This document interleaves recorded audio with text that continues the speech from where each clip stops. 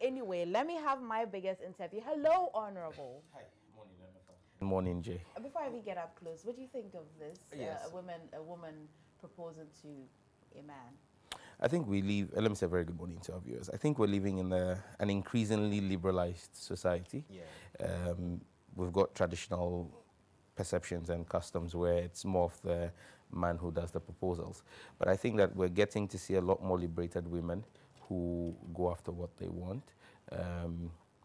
Women who are able to say to a man, look, I think I feel something for you, and I think that we should explore it.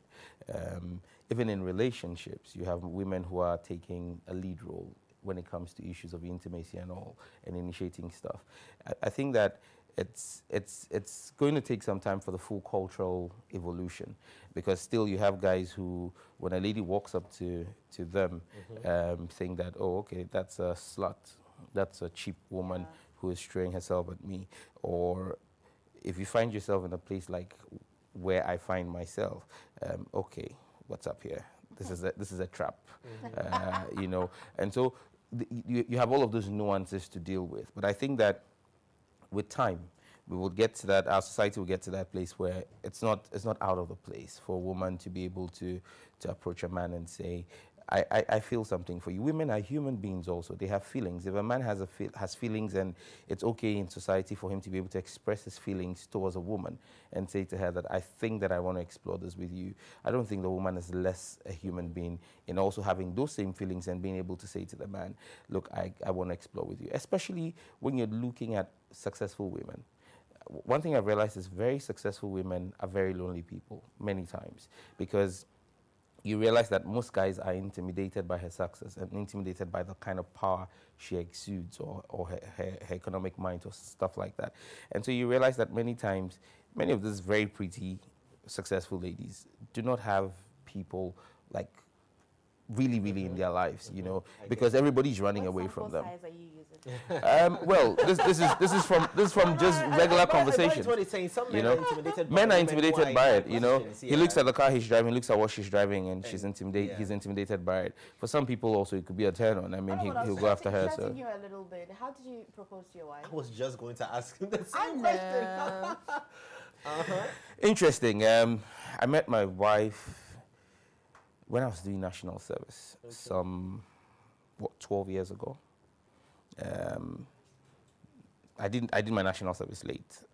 I did national service 4 years after leaving the university. And so when I was doing national service, we traveled with a few friends to Cape Coast for an official assignment. And then a friend of mine said he wanted to go see a girlfriend on campus, UCC. And so I said, okay, let's go. So we went. We were quite a number of guys, about almost 30 of us. And so we went just to go shop on campus. Yeah. Then my friend called his girlfriend, and we were supposed to go back with her. And then she said, oh, her roommate was in another room. Okay. But if she left, she had the keys. So she called her roommate on the phone to come down to take the keys, because she possibly would not have come back that night. The roommate comes, and I'd been very quiet that time because I had a girlfriend at the time. But the roommate comes, I see her, and then I'm like, oh, you. I've known you all these years, and it's been a long time since I saw you. I'd never seen her from anywhere. I don't know how I got possessed. And I just said to her that, oh, wow, I knew you as a kid when you used to run around in just panties, and now look at you all grown up. She looks at me, and she's like, dude, are you okay? And I'm like... I now understand why you're a politician. and then I go like, she's like, really, where? And I was like, oh, don't worry. You know what, I think we should pick up this conversation. Give me your number. Wow. And she gave me her number. She dialed her number on my phone. I mean, I didn't even save the number. And I went back and slept. Woke up the next day and realized that the number was still on my phone. So I gave it, I dialed the number. We spoke. She said she had a boyfriend. I said, well, I have a girlfriend too. So let's just be friends. But after barely a week of speaking, I said to her, I'm going to marry you. Wow. And then she said to me, that's your line to get in between my legs. And I said, no, I'm serious. I will marry you. And I'll marry you in 4 years. So what did you tell your ex? Well, now your ex. How did you leave your ex? Well, my wife stretched me for over a year and a half where she said, I have a boyfriend, you have a girlfriend, we're just going to be friends.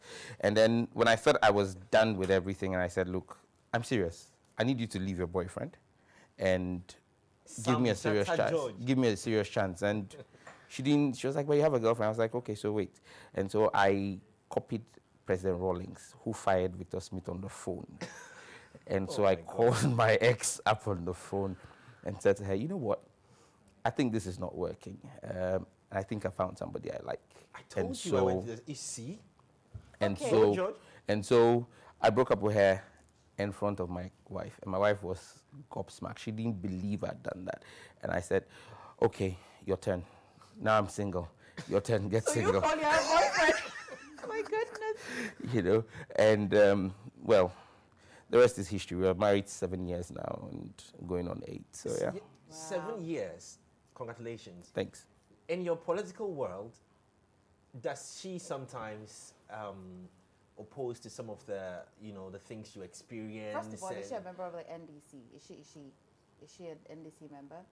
My wife is not political. She's not political. Yes, but I know that my wife has sympathies for the NDC. My wife can't have sympathies for any. My wife loves everything that I love. Okay. So once I love the NDC, she loves the NDC. Even my dog in my house loves the NDC. He's still not sure. He says that she doesn't engage in politics, but she's not political, but I know because I mean on my campaign trails, my wife has been on my campaign trail. Okay. She's campaigned with me, so I know where her sympathies lie. But the point I'm making is she's not political. Okay. I try to keep my family away from politics. I mean, how does she handle you engaging in active politics? Right in the face of violence, right in the face of criticisms, right in the face of life right in the face of everything. Jata. She's a strong woman. I guess that's all I can say. 9 out of 10 women would have run away from me with all the things that I've been through with her. And there's been some really, really serious things that we've been through by way of politics. Orchestrated armed robberies and all of those things. She was heavily pregnant at the time, my first primaries and all the challenges that we went through in trying to get that primaries through. She made huge sacrifices for me, And so, yes, for me, I would say that I can't explain how she does it, but I think she's been cut out for it. I guess it's God's own plan to find the perfect person for me because like I said, she's one of my biggest critics. I do a TV show, and even if she's not able to watch it live, she will go back and watch, especially if it's streamed on Facebook, and she will say, you said this, I don't think it was right. At times we have an argument over it. You're not a politician. I am the politician. I know what I'm trying to drive on. She's like, well, it's not about politics, always about your brand. I mean, when you go out, they say that is Vera's husband. And so I don't like this. And so we have this back and forth once in a while, and I do listen to her. Because if I don't, I won't eat and I won't eat. Okay, so I mean, now that we have a little background about your wife, can you just tell us how you grew up and how you became a politician? I tell you that in school he was a very forceful, and he had his way is his way. He has good arguments. I would give that to him. He argues well. Yeah, I've seen that. Yes, on TV, as a politician in Parliament and all of that. A lot of persons are not surprised to have found him where he is now. Yeah. I mean, a lot of my mates and colleagues from school all think that, well, this was a natural progression. I honestly never thought I was going to be a politician. What did you think you'd be? A lawyer? No, actually. I went and studied law because Gabriel Tridaku threw shade at me one day on TV. In 2010, I was on Good Morning Ghana with him, and there was something about the Constitution, which was pretty straightforward. I read it and said, oh, this is what the Constitution says. And then he said, oh, when those who are learned speak, those who are lettered should keep quiet. And then I was like, oh, wow, I'm an engineer, and you think I'm not learned? He said, yes, because you've not been trained in the law. The next August after that, I enrolled to do my LLB with the University of London and finished the LLB because I couldn't stand that shade. I mean, now nobody's going to throw at me that I'm not learned, But going into politics, I grew up in Nigeria. I was born in Ghana. I was born in Somanya, first of 4 kids. But my dad was resident in Nigeria. He had gone to Nigeria to work in Nigeria. And so when I was about 2 years old, I went with my mom, and we lived with my dad. So I had basically my basic education in Nigeria. I came to Ghana in 2001.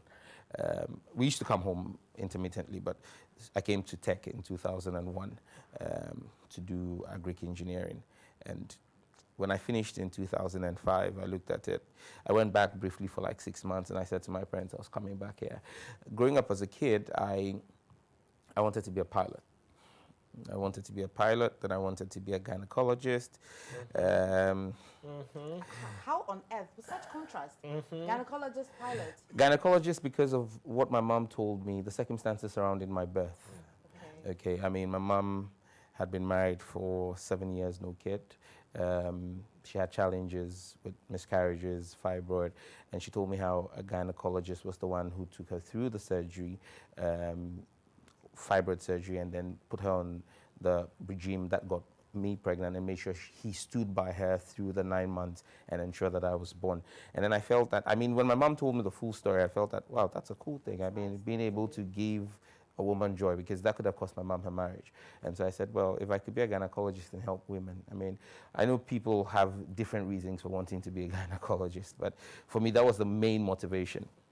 I don't know if Dr. Ninwa, who was at Etwa General Hospital, government hospital, is still alive, but he's the doctor I'm talking about. I know he subsequently came to Tema General Hospital. And so for me, that was it. Then when I got into tech, and I've always said this with a big smirk on my face because I feel very stupid every time I say it. If you remember in tech, I was in the cadet. Yeah. I actually bought forms to go into the Ghana Armed Forces. Okay. I wanted to enlist in the Armed Forces, and when I enlisted into the Armed Forces, my intention was to get drafted into the Recce Regiment and possibly stage a coup d'etat. Okay. Because I was so enamored by President Rawlings, and I was so pissed off at the time at President Kufuor, so I thought if I got into the army, I could kick him out of power. Very, very stupid young boy. Very stupid thinking. Yeah. But thanks to my mother, I became a prayer topic. My mother called all the pastors in the world that she knew. And there was a prayer chain to deliver me of my stupidity, and yes, I was delivered. And then I found myself one day in the company of friends. I mean, my roommate in tech, Kojo Jekadaku, he was very close with Richard Kwashiga, who was propaganda secretary of the NDC at the time. And there was supposed to be somebody on ETV in the morning for a morning show. And around 6 a.m., the person called and said he wouldn't be able to make the show at 7. Yeah. And so then Kojo is like, let Sammy go. Sammy, this argument, go just go make the argument, you know, that kind of thing. And they said I should go and do the TV show. I'm like, I'm not a politician. I'm not. Just go and do it. So I went and sat on a show. It was hosted by Bismarck Brown at the time. I went, I did the show, and when the show was over, my phone just started buzzing. Everybody was calling. Who's this guy? I mean, where from him? Why has he not been on TV? And then that evening, they made me do another radio show, and then I was drafted into the communication setup, and everybody was like, okay. And I'm like, well, behind the scenes, I'd been doing a few things politically, but nothing frontal. I mean, for me, I was doing a lot of IT work at the time. I was doing IT work that involved international bodies, and so I couldn't be politically exposed.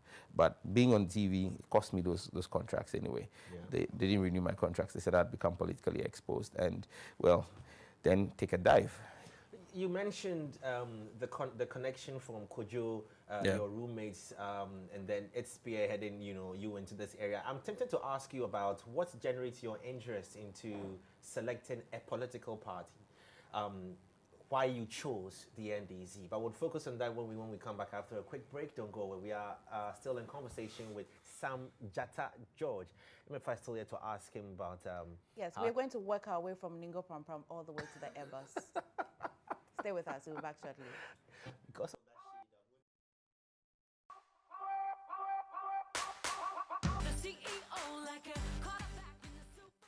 Welcome back. So we've been talking to Honorable. I prefer to do the shortcut, Shatta. By the way, why are you called Shatta anyway? Lion. Well, it was a branding decision going into politics. When I decided I was going to do full-scale politics, and I decided I was going to contest the parliamentary primaries against Honorable E.T. Mensah. I mean, he was an establishment. He was a household name. The name E.T. Mensah. I mean, Sam George, who was that? Yes, people had heard of me on radio and TV, but people needed to associate something with the brand. Now, I realized that from a political perspective, one of the things that was being thrown at me by the opposing camp in the primaries was that I was arrogant, I was forceful, I was in that way, we know, like a child who doesn't respect. How dare him contest an elderly person? And so I said, well, that I realized that was doing a lot of damage to me on the ground. People had a certain perception. Okay, why is he contesting? He's disrespectful and all of that. And so I needed to make a branding decision to turn that negative into a positive. And so I decided to build a brand and say that, okay, look, the brand is the lion brand. A lion is fearless. A lion doesn't take prisoners. A lion is not scared of anything or anybody. And so that's who I am. So if they say I'm disrespectful, it's not that I'm disrespectful, it's that they don't understand who I am. I'm a lion. I fight. I would go after what I want. When I want something, I get it. My wife is testament. When I wanted her, I got her. When I want something, I will get it. Yeah. And that's basically who the lion is. He's king of all. So yeah. The name Honorable Sam the strategies that you use to oversee, E.T. Mensah, how you did it. It's an achievement I'm very sure a lot of people would want to, especially a lot of people want to adopt as well to unseat other people in their constituencies. But what grounds did you select the NDC? Well, for me, the NDC was a natural choice to make because my family, my parents, my uncles, most of them were in the NDC. I grew up and looked at the two traditions from a little political history that I had studied and followed. Looking at where I come from and who I am and what I represent, I would say that I feel more at home with the NDC, and the NDC represents more of a leftist approach to society. And for me, I am more enamored by the communist, socialist thinking. I believe that capitalism has its strengths, but I believe more in the socialism. I'm more of a socialist, I believe. And so for me, it was a natural, it was home. It was a natural habitat for me to find myself having a more leftist inclination. Yeah, so for me, it was a no-brainer. I mean, even though I did my national service in the office of President John Ajikumkufo, but after national service, even though there was the opportunity to have stayed on for a bit, I decided after national service that, look, this was the end of the foray because it gave me a first-hand view of the other side. I didn't like what I saw. But what is the difference between the NPP and the NDC? What is the layman's, what would you expect the layman, the average Ghanaian, to see between the NDC and one the is NPP? One is a party of the people. The other is a party of the elite. Simple. Because what? Okay. Because of their capitalism? No, not necessarily that. I mean, the NPP as a political party, I mean, and President Kufuor aptly defined it when he said it's a property-owning democracy. They're a political party that believes that they must build they must build a certain class of individuals to be the economic might and pillars of the society. The NDC believes that we should all have equal rights. We should all be able to achieve what the son of a member of parliament should be able to achieve. The son of the charcoal seller should also be able to achieve it. So equal opportunities for everybody. And that's why under Professor Mills, for example, who did a lot of the rebranding of the NDC after the days of President Rawlings, where he introduced the social democratic credentials of the NDC, you realize that we had a catchphrase, opportunities for investing in people, opportunities for all. That was the catchphrase for the Better Ghana agenda, where we said we're going to invest in the people of Ghana and give opportunities to everybody. So that today, under the NDC, and it's tried knowledge that under the NDC, irrespective of who you are, where you come from in this country, your tribe, even your political affiliation, there were serious NPP businessmen who were given jobs under the NDC, who flourished under the NDC. The same can be said under the NPP. Yes. If it's opportunity for all... That's true, because same can be... there's evidence of it. Absolutely. If it's opportunity for all, wouldn't you say, example, the agenda of the NPP, which is the free SHS, is also creating opportunity for all? Isn't that the same thing? Well, you now, see... I want you to tell me how an average Ghanaian, because every party comes into power, roads, hospitals. We boast of the project. I built this, you built that. I cleaned this, you cleaned that. It's the same thing we see. So what should drive me to want to support one of these two major parties? Okay, I'll just tell you, the free SHS, for example, is not an NPP policy. It's a constitutional mandate. It's in our constitution. Okay, the constitution that the NPP boycotted. Don't forget that when the Constituent Assembly in 92 put together the current 91 put together the current 92 constitution, the NPP boycotted it. It was the NDC and ordinary Ghanaians, fishmongers, carpenters, shoe shine boys, who put together that constitution and said, look, let us have free senior high school, free education all the way to tertiary, not even secondary, all the way to tertiary. Okay? FQ.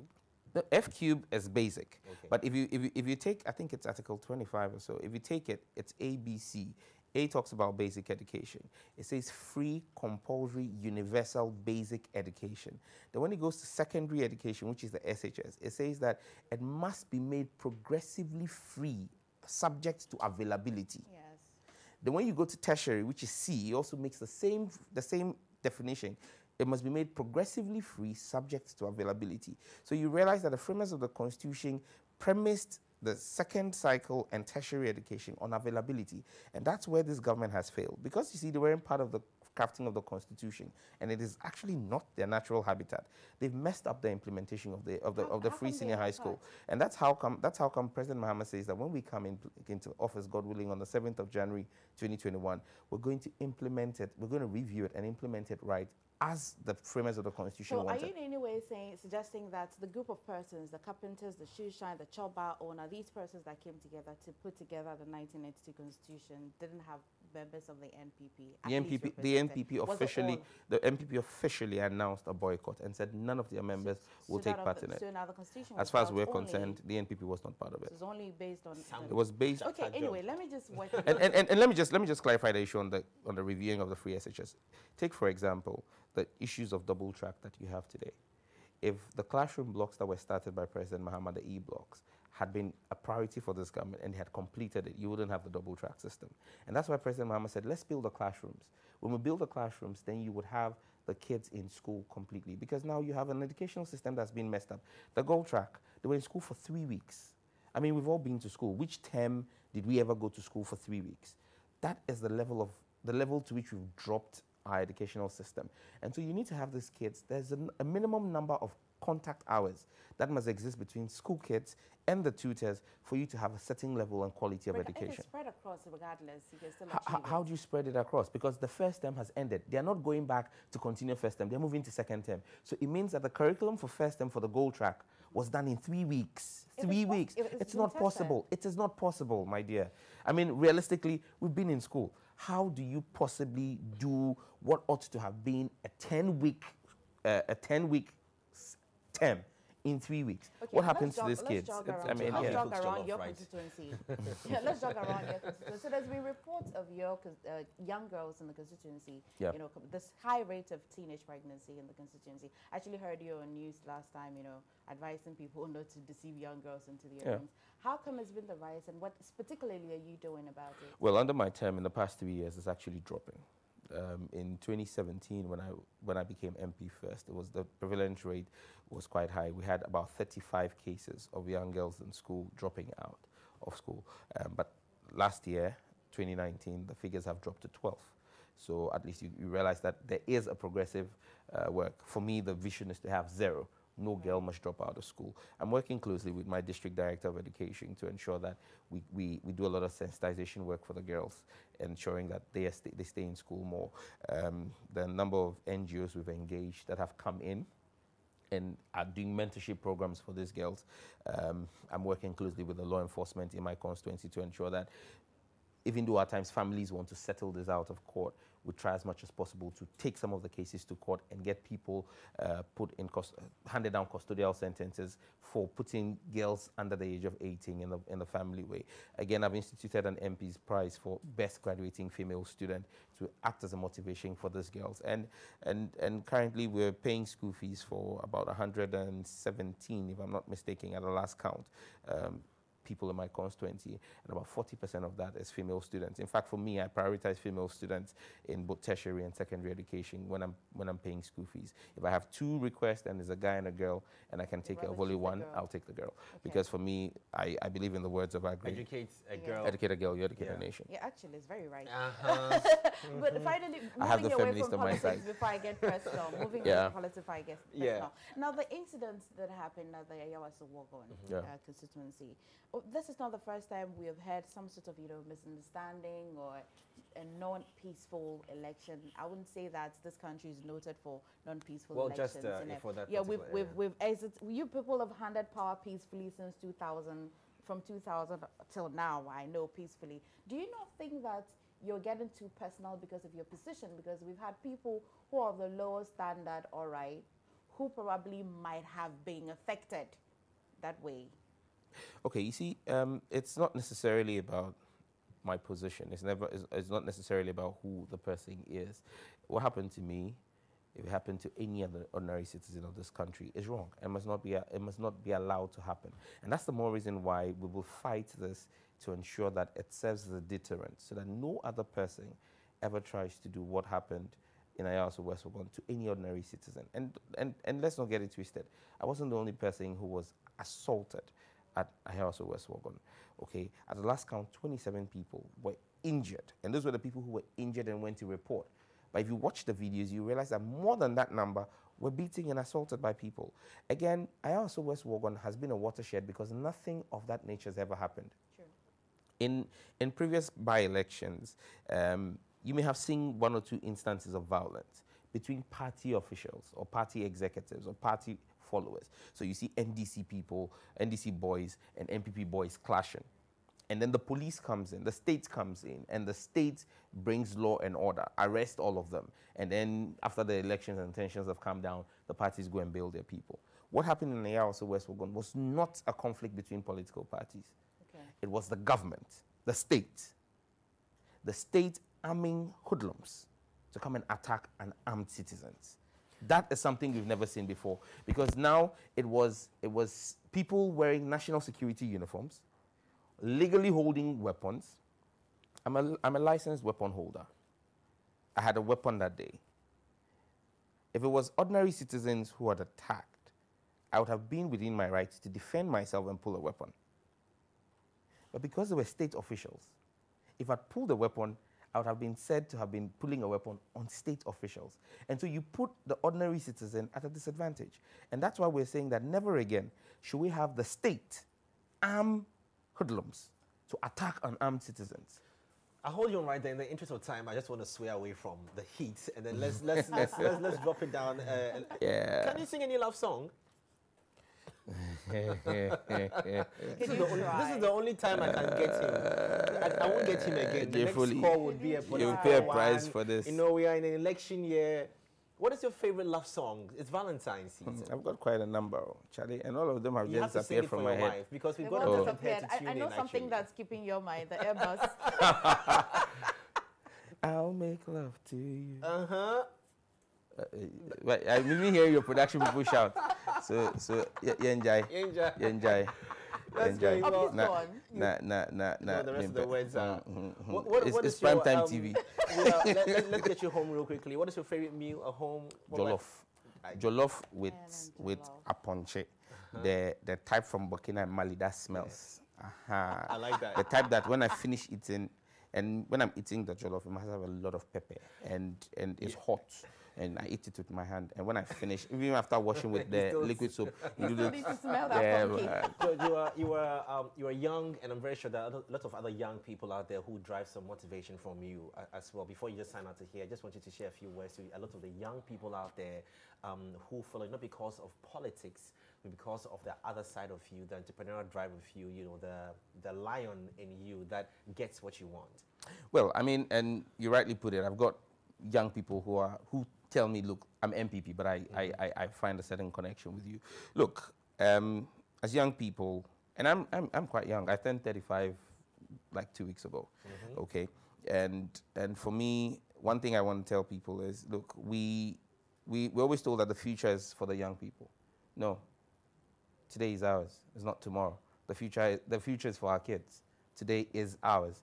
And if you set your mind on something, if you have a vision, don't let anybody distract you. I mean, for me, when I have tunnel vision when I'm going after something. When I want it, that's what it is. When I achieve it, we can sit back and discuss how I achieved it. But ultimately, when I want something, I go for it, and nothing stands in my way. And so for me, my word of motivation to anybody who's watching this morning is, first and foremost, God first. I mean, 50 Cent said, God first. And then after that, yeah, even 50 said that. Yeah, he said God first, hustle, and make the money. You know, so for me, it's, I mean, put God first, and I don't joke with God. God is a very big and integral part of my life. Commit everything to his care, and he would order your steps. And then put in the work, fight for it. Society is going to say you're a young man, will pray, you're too ambitious. There's nothing wrong with ambition. Nothing is ever wrong with ambition. The people who we celebrate in the world in the West are highly ambitious young people. Mark Zuckerberg, Steve Jobs, they were young, ambitious people who thought they could change the world, change your space. Let people, and you see, that's why I say I'm a lion, because there are too many sheep around us in our society. People who want to be shepherded, people who want to be told what to do.